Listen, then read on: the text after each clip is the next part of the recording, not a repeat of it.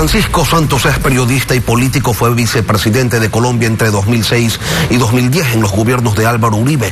Lo secuestró Pablo Escobar en 1990 y en el 2000 tuvo que exiliarse debido a las amenazas de las FARC. Vamos con él a conversar sobre el combate a la inseguridad y la necesidad de una prensa libre en los momentos complicados que viven las repúblicas. Buenos días, Francisco. Qué gusto poder tener este diálogo con usted. Lenin, un placer estar contigo y con todos los televidentes de Apavisa. Los gobiernos en los que usted participó como vicepresidente confrontaron militarmente a la narcoguerrilla en su país, pero no fue suficiente para eliminarla. Luego se dio en Colombia un proceso de paz complicado que desmoviliza a la guerrilla, pero del que surgen otras organizaciones violentas. En Ecuador, la narcoviolencia ha tomado viada y hoy luce imparable. Usted escuchó hace un momento la entrevista con el secretario de Seguridad, Diego Ordóñez. Desde su perspectiva, así como él expuso, ¿se le hace frente a esas violencias o estamos equivocando quizás el camino? Pues no, mire, yo creo que tiene la razón en todo lo que están planteando, pero creo que está equivocado en muchos de los parámetros que ha colocado como posibilidades para derrotarlos y para de verdad reducirlos a su mínima expresión. Por ejemplo, cuando nosotros llegamos al gobierno en el año 2002, con una situación catastrófica económica, lo primero que hicimos fue poner un impuesto de seguridad a todos los colombianos que lo pagaron cuando estaban todos de acá, porque nosotros entendíamos que esa es una pelea y una lucha que tiene que dar el gobierno y que los recursos los tiene que poner el gobierno, no vienen de afuera. Cuando usted mira Plan Colombia, que se demoró 5 años en llegar, y por eso pues lo que plantea el ministro de 5.000 millones de dólares me parece que no es realista. Estados Unidos no está en ese momento, y además pues que el esfuerzo lo tiene que hacer es el propio gobierno ecuatoriano. Nosotros nos gastamos cerca de 100 billones de dólares en la lucha contra el narcotráfico y contra la guerrilla. De esos, 90 los puso el gobierno colombiano. Entonces, lo que hay que entender es que el esfuerzo empieza por casa y que no hay que esperar a que nos llegue la plata para hacer algo. Hay que buscar reducir en nuestros lugares, pero hay que reforzar muchísimo la capacidad de seguridad. Entonces, creo que en ese sentido no hay que esperar a que lleguen esos recursos para montar estrategias focalizadas, estrategias que van detrás de las organizaciones. Eso requiere inteligencia, eso requiere un aparato muy preparado, que creo que allá no lo hay en el Ecuador desafortunadamente, y que van a tener que prepararlo muy rápidamente, y necesita liderazgo. Lo que más necesita es liderazgo del presidente. Yo me acuerdo que nosotros nos posesionamos un 7 de agosto y a las 5 de la mañana estábamos en una de las zonas más conflictivas, el presidente desplegando su primer plan de seguridad en una de esas zonas, y hacía seguimiento permanentemente. Entonces, liderazgo, recursos, estrategia, ayuda internacional que la hay, pero yo creo que en otro sentido, Francisco, no que nos den la plata. Cuando usted era vicepresidente, Colombia bombardeó un campamento guerrillero en territorio ecuatoriano en un hecho sin precedentes. ¿Qué lo llevó a intervenir directamente, sin advertir a las autoridades ecuatorianas, sin compartir información para que sea la fuerza pública de Ecuador la que se encargue de ejecutar esa operación? ¿Ese fue también un ejercicio de liderazgo? Totalmente, claro. Es que el problema es que la FARC estaba ya bajo autorización de Correa. Correa sabía que la FARC estaba allá, y si nosotros le decíamos a Correa que íbamos a bombardearlo, pues Correa les avisaba antes. Entonces no existía esa posibilidad.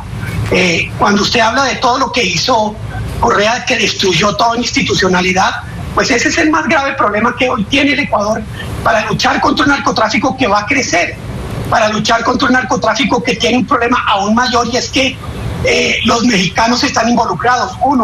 Colombia, y desafortunadamente el presidente Petro tiene toda una estrategia distinta que va a afectar a Ecuador. Lo que Ecuador va a vivir va a ser un terremoto si no se preparan ya. si no entienden que hay que tomar decisiones ya, Francisco, si no entienden que necesitan asesoría ya. Antes de pasar a ese punto de cómo afectarían las políticas de Petro al Ecuador, yo quisiera una precisión. ¿Esto que usted dice que Correa protegía a las FARC es una presunción o ustedes tenían algún tipo de información que les permitiera confirmar aquello?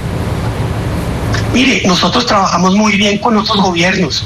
Acuérdese que uno de los líderes de las FARC fue capturado en Ecuador y extraditado a Colombia y luego extraditado a Estados Unidos. Simón Trinidad. Y eso era cuando había cooperación. Simón Trinidad, eso era cuando había cooperación entre las policías y los militares. Con el presidente Correa eso se acabó. Y desafortunadamente, pues, en esa lucha en la que nosotros estábamos, encontrarnos nosotros con la capacidad de neutralizar al segundo jefe de las FARC, que estaba en Ecuador, no podíamos perder esa posibilidad. Lo mismo nos pasó con Chávez. Acuérdense que a nosotros nos tocó ir y sacar desde Venezuela a otro de los líderes de Ecuador, de las FARC.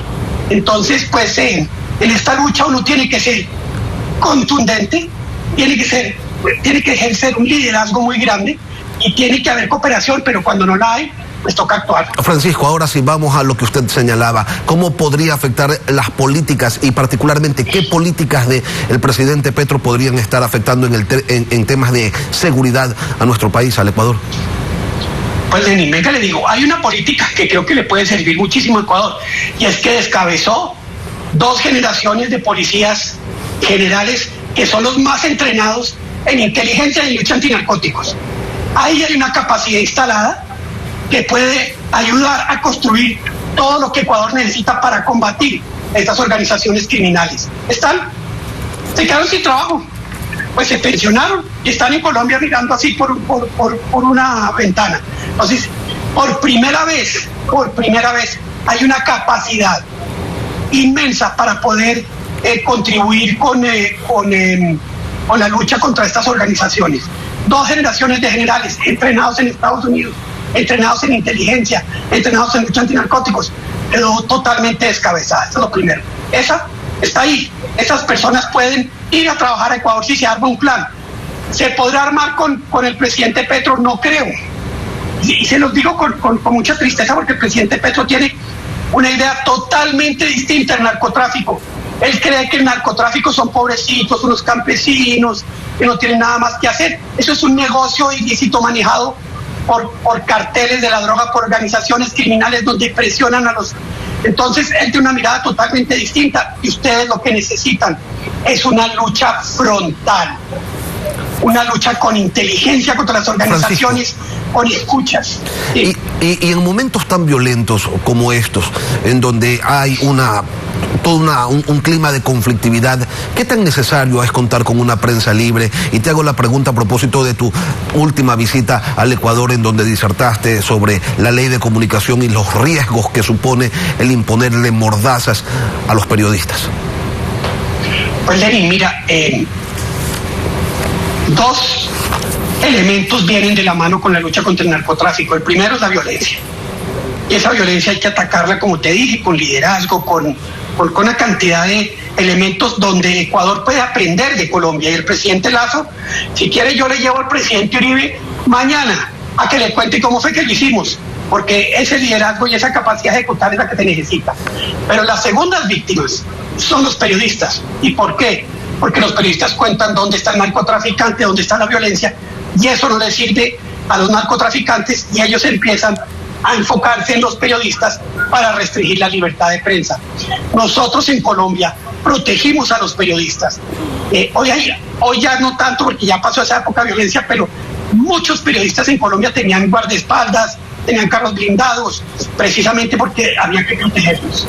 Entonces hay que cuidar a los periodistas, porque la libertad de prensa en esa conflictividad es absolutamente necesaria y el Estado tiene que protegerlo.